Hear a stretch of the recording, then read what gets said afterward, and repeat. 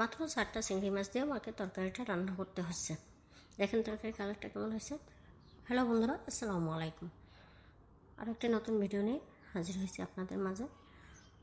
আমি আজকে ঢেঁড়সের চচ্চড়ি রান্না করব। আর ঢেঁড়সের চচ্চড়ি রান্না করার জন্য আমি প্রথমে চুলায় একটা প্যান বসিয়ে দিয়েছি, তাতে তেল দিয়ে তেলটা গরম করে নিয়েছি। এর ভেতরে দিয়ে দিয়েছি আমি 4টা চিংড়ি মাছ। আর এই চিংড়ি মাছগুলো বড় বড় ছিল, তার জন্য আমি 4টা চিংড়ি মাছ দিয়ে নিয়েছি।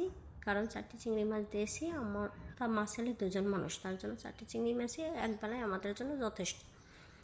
যাই হোক, এবার তেলের ভিতরে আমি চিংড়ি মাছগুলো দিয়ে দিয়েছি। চিংড়ি মাছ দিয়ে তার উপরে লবণ ছিটিয়ে দিয়েছি আর হলুদ দিয়েছি। তো লবণ আর হলুদ দিয়ে আমি চিংড়ি মাছ কটা ভেজে নিয়েছি। ভেজে আমি চিংড়ি মাছ কটা তুলে নিয়েছি। আর ওই একই প্যানে আমি পেঁয়াজ কুচি দিয়ে দিয়েছি। এখানে পেঁয়াজের পরিমাণটা আমি একটু বেশি দিয়েছি।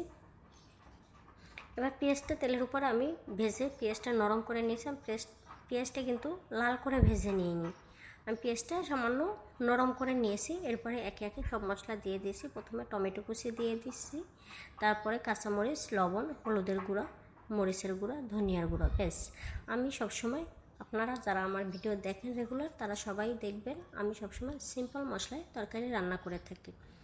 তো এবার তেলের ভিতরে আমি সবগুলো মশলা একসাথে কিছুক্ষণ ভেজে নেব। মশলাটা কিছুক্ষণ ভেজে নিয়ে এবার এর সাথে আমি পানি অ্যাড করে দেব। এই পানিটা দিয়েও আমি ভালো করে মশলাটা কষিয়ে নেব।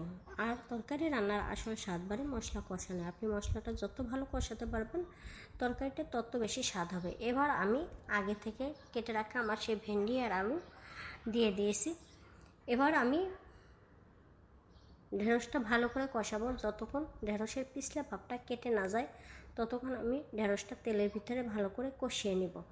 তো এবার কষিয়ে নিলে ঢেঁড়সের ভিতরে যে পিছলা ভাবটা থাকে, এই পিছলা ভাবটা কেটে যায়।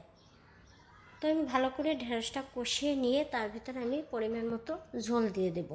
দেখেন আমার ঢেঁড়সটা কষানো হয়ে গেছে, কালারটা দেখেন মাশাআল্লাহ। এবার ঢেঁড়সটাই আমি পরিমাণ মতো ঝোল দিয়ে দিয়েছি। এবার ঝোলটা বলক হয়ে আসলে এর ভিতরে আমি আগে থেকে সেই ভেজে রাখা 4টা চিংড়ি মাছ এতে আমি দিয়ে দেব। তো চিংড়ি মাছ 4টা আমি দিয়ে দিয়েছি। এবার ঢাকনা দিয়ে আমি বেশিক্ষণ না, ঢেঁড়স যেহেতু নরম সবজি, সিদ্ধ হতে সময় লাগে না, ঢাকনা দিয়ে আমি 10 মিনিটের মতো রান্না করে নেব। আপনারা এভাবে ঢেঁড়সের চচ্চড়ি রান্না করে খেয়ে দেখবেন। এটা এত মজাদার হয়, কি আর বলবো। আমার কাছে তো দারুণ সুস্বাদু হয়েছে খেতে। তো আমার ভিডিওটা যদি ভালো লেগে থাকে, অবশ্যই লাইক, কমেন্ট, শেয়ার করতে ভুলবেন না। আরও নতুন নতুন ভিডিও পেতে আমার ফেসবুক পেজটি ফলো দিয়ে রাখবেন আর আমার ইউটিউব চ্যানেলটি সাবস্ক্রাইব করবেন। সবাইকে অসংখ্য ধন্যবাদ। Thank you for watching.